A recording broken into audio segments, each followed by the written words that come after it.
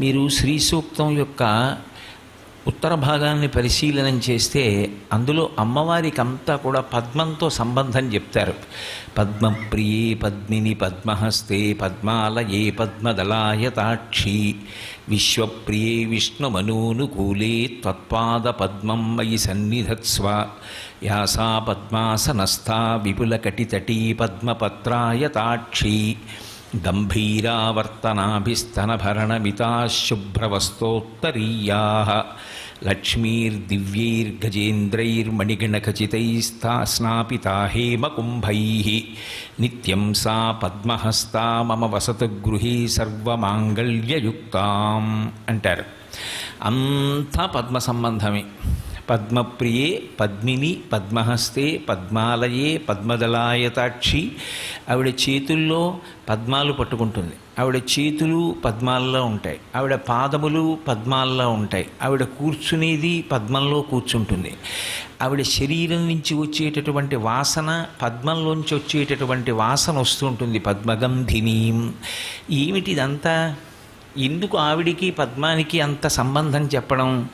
మీరు బాహ్యంలో ఒక్కసారి ఆలోచన చెయ్యండి. అసలు పద్మంలో కూర్చోవడం అనేటటువంటిది ఎవరికైనా సంభవం అవుతుందా? అసలు పద్మంలో కూర్చోవాలి అంటే అది చిన్న పద్మం అయి ఉండాలి. అసలు అందులో కూర్చోవడం, ఆ పద్మం నలిగిపోకుండా ఉండడం బాహ్యంలో సంభవం అవుతుందా? మరి సనాతన ధర్మంలో దేవతలకి సంబంధించిన విషయాల్ని ప్రస్తుతి చేసేటప్పుడు ఇటువంటి రహస్యార్థములతో కూడుకున్న విశేషణాల్ని వాడుతూ ఉంటారు. ఆ పద్మం ఆంతరమునందు శ్రీవిద్యా రహస్యం. ఎందుచేత అంటే ఊర్ధ్వముఖ చలనం చెయ్యాలి అనుకునేటటువంటి వ్యక్తి పద్మములను దాటవలసి ఉంటుంది. మూలాధార చక్రం దగ్గర నుంచి సహస్రారం వరకు ఉండేటటువంటి చక్రములనన్నిటినీ కూడా పద్మాలుగా వర్ణన చేస్తారు. ఈ అన్ని పద్మలలోనూ అమ్మవారే ఉంటుంది. చిట్ట చివరికి సహస్రదళ పద్మస్థ సర్వవర్ణోపశోభిత అని సహస్రారము అనబడేటటువంటి పద్మమునందు కూడా ఆవిడే ఉంటుంది. పద్మముల గుండా యోగ మార్గంలో జీవుడు పైకి చిట్ట చివరి ఊపిరి యందు దీన్ని భేదించుకుని పైకి జ్యోతిస్వరూపంగా వెళ్ళిపోతాడు. అలా వెళ్ళిపోయాడు అంటే పైరంధ్రం తెరుచుకుని వెళ్ళిపోతే ఇక మళ్ళీ శరీరంలోకి రాడు అని గుర్తు యోగశాస్త్రంలో.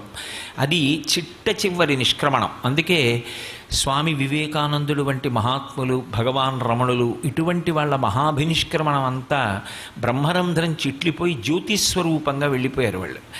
అలా వెళ్ళిపోయారు అంటే ఇక మళ్ళీ శరీరంలోకి రారు. ఒకసారి శరీరంలోకి వచ్చారు కాబట్టి అదే చిట్ట చివరి మృత్యువు.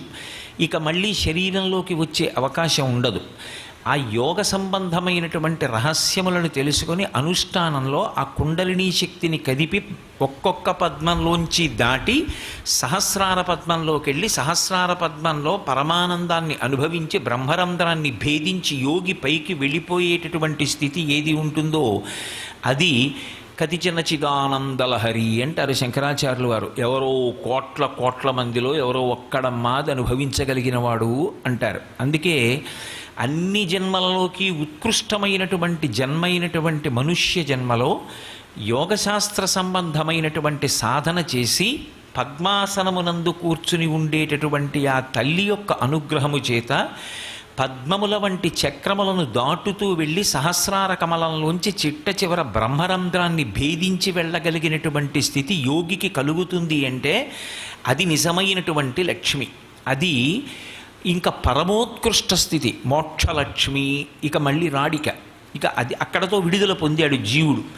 ఆ స్థితిని ఇవ్వగలిగినటువంటి తల్లి ఎవరో ఆమె పద్మమునందుంటుంది. అంతేకాదు, పద్మము వికసనమునకు గుర్తు. పద్మం బురదలో పుడుతుంది, పుట్టి మొగ్గ క్రమక్రమంగా సూర్యకిరణములకు విచ్చుకుంటుంది. మహాభారతంలో విరాట పర్వం చేస్తూ తిక్కన గారు ఒక మాట అంటారు.